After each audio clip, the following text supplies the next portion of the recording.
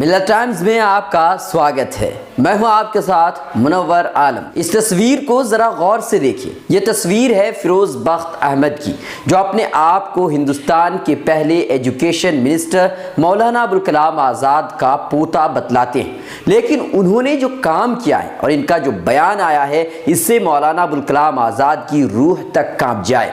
मौलाना अबुल कलाम आज़ाद हिंदुस्तान के मुसलमानों के लिए जी तोड़ मेहनत की और मुसलमानों को एक ऊंचा मकाम तक पहुंचाने की कोशिश की। लेकिन अपने आप को मौलाना आज़ाद का पोता कहने वाले फिरोज बख्त अहमद ने हाई कोर्ट में PIL दाखिल कर कॉमन सिविल कोड की मांग की है। उनका कहना यह है कि उन्होंने कॉमन सिविल कोड की मांग सिर्फ इसलिए की है क्योंकि मुस्लिम महिलाओं को इंसाफ नहीं मिलता, मुस्लिम महिलाओं को ज्यादा अधिकार नहीं दिया जाता, इसीलिए हिंदुस्तान में कॉमन सिविल कोड होना चाहिए। हिंदुस्तान में मुसलमानों और मुस्लिम संगठनों का बीजेपी के साथ हमेशा इसी मुद्दे को लेकर झगड़ा चलता आया है। मुसलमानों का अपना सिविल कोड है जो खुदा का दिया हुआ है।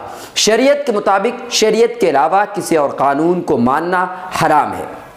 यही नहीं, हिंदुस्तान का कानून भी यही कहता है, हर इंसान अपने मजहब को मानने में आज़ाद। इसीलिए हमेशा मुसलमानों की लड़ाई बीजेपी RSS की सोच से रही, कॉमन सिविल कोड से रही। लेकिन एक मुस्लिम होने के बावजूद उन्होंने ये मांग की है कि हिंदुस्तान में कॉमन सिविल कोड लाया जाए। फिर उन्होंने ऐसा क्यों किया, ये बहुत बड़ा सवाल है। हो सकता है कि बीजेपी के साथ तालमेल और दोस्ती के बिना पर कई लोगों को ऊंचे मकाम और आला ओहदे मिले, इसीलिए शायद फिरोज बख्त अहमद भी बीजेपी की तरफदारी और बीजेपी की हिमायत में बात कर रहे हैं ताकि उन्हें भी एक आला मकाम और ऊंचा ओहदा मिल सके। फिलहाल तो वो मौलाना अबुल कलाम आज़ाद नेशनल यूनिवर्सिटी हैदराबाद के चांसलर हैं, लेकिन हो सकता है कि इससे भी आला मकाम हासिल करने में कामयाब हो जाए। वैसे तो फिरोज बख्त की कुर्बत बीजेपी RSS और मुस्लिम राष्ट्रीय मंच से बहुत ज्यादा है।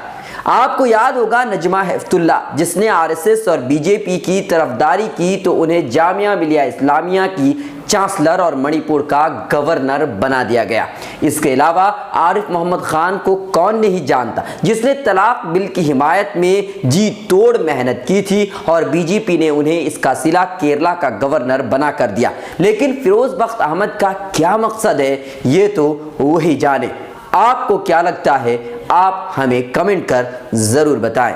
मिलत टाइम्स की वीडियोस देखने के लिए यहाँ क्लिक करके सब्सक्राइब करें और हाँ, बेल आइकन जरूर दबाएं। अगर फेसबुक पर देख रहे हैं तो पेज लाइक करें। ताज़ा तरीन खबरों और मज़ामीन के लिए विजिट करें हमारी वेबसाइट www.millettimes.com। हमारी ये वेबसाइट उर्दू, हिंदी, इंग्लिश तीनों लैंग्वेज में मौजूद है।